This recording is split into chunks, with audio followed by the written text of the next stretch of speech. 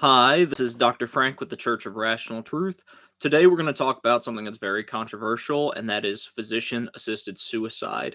Like most things, we're not going to take a super hard stance, but I would make the argument or generally think that under very specific circumstances, it could be seen as not immoral.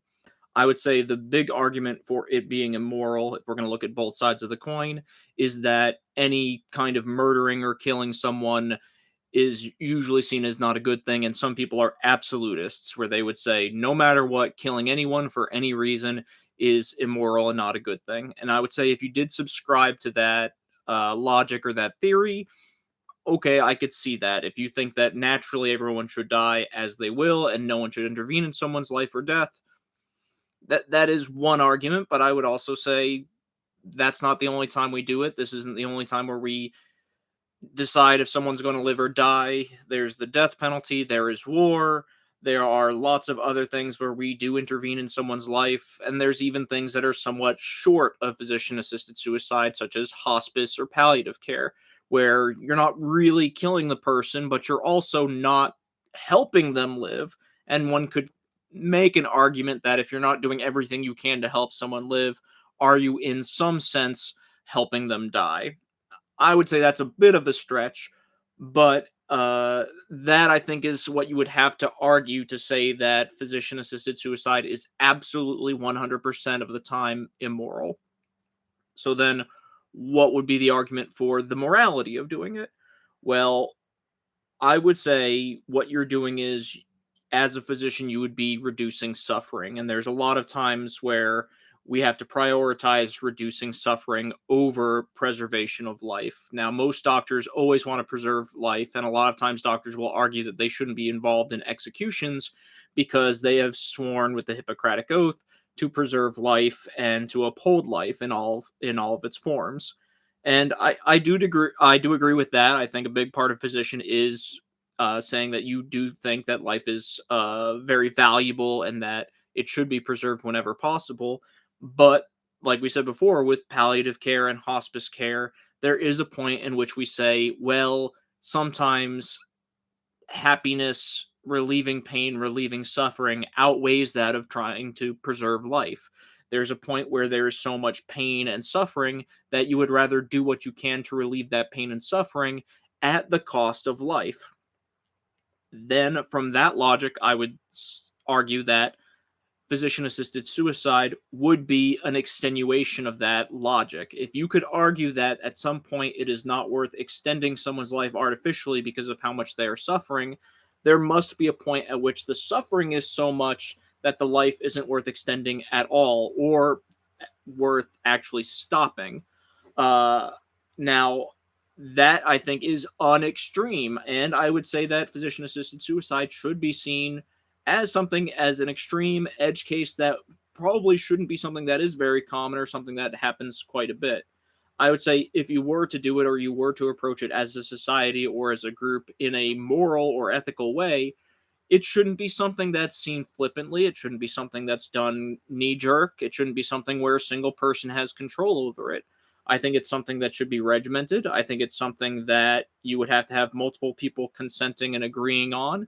I think, first off, the patient themselves would have to be of sound mind. You'd have to prove that they can think rationally and that they are making choices based on logic and reasoning, that they are aware of the outcomes and the consequences of them deciding that, and that they do not have something temporarily going on, such as depression, a psychotic break, anxiety, third party manipulation to make that decision, that they are of sound mind and body, and that that decision is their own and made rationally. I think you have to also get it from the side of a physician. You have to probably have a psychiatrist and a regular physician at least being able to evaluate the situation on a case by case basis and say, does this person have a case that merits physician assisted suicide? Are there any extrinsic factors that would cause this to potentially be immoral? And is the reasoning sound from a physician and psychiatric standpoint? Do they not see anything that would be contradictory, conflicting with this decision, and do they themselves believe that this specific situation is moral? And I would even argue having a third party board or a third party ethical group that would also review, like a local church group, a local group made of citizens, or someone who is basically sworn to say, I am a third party. I am completely unbiased towards this. I don't know this person. I don't know this case. I am going to also weigh in to see, does this seem like this is the moral or right thing to do? I think it should probably only be done if you are going to argue for it in cases where the person has already a terminal disease or a disease that is highly likely to be terminal, and that the person continuing to live any longer would be suffering so much that they can't have joy, that they would not have any reasonable quality of life.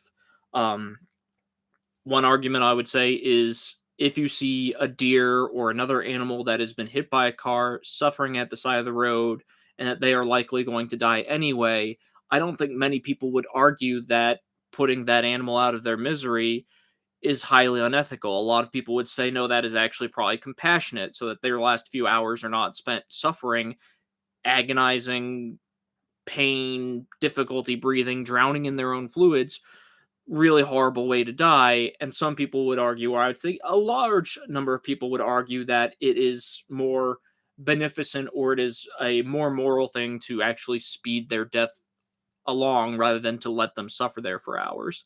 And I would say the same probably does apply for people. If someone has a terrible cancer that's spread throughout their body, making every waking moment of their life horrible, they have no appreciable reason for living, they have no one who is relying on them, there's no third parties that are being hurt, and anyone you who would look at the case would argue, yes, this person has nothing but pain and suffering for the rest of their lives, then I would think that would be the case, or the most open and shut case for physician assisted suicide, where everybody goes, yes, this person's life is nothing but suffering. There's no chance of them recovering. They are going to die naturally in some amount of time, and that really we are doing this person a favor, or we are doing some sort of benefit to this person by allowing them to be able to end their own life. I think that people do have a right to their own lives. They have the right to decide whether they want to live or not live.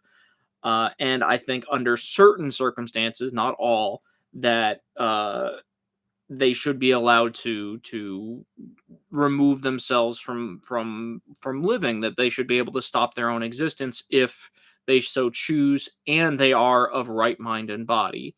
Um, Things that I would say you should obviously avoid.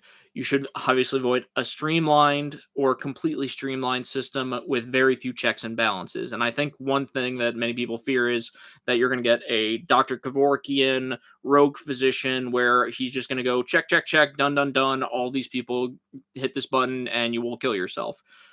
You need some oversight. It can't be completely unregulated. It needs to have some level of oversight where we can make sure that these things are being done ethically, that someone isn't just going wild and taking people who are slightly depressed for a short period of time, who are not thinking wisely, and allowing them to kill themselves when otherwise they probably would not do so. Or in cases where the person is not terminal or only has something temporary, where someone is, I hate using this, pulling the trigger too quickly.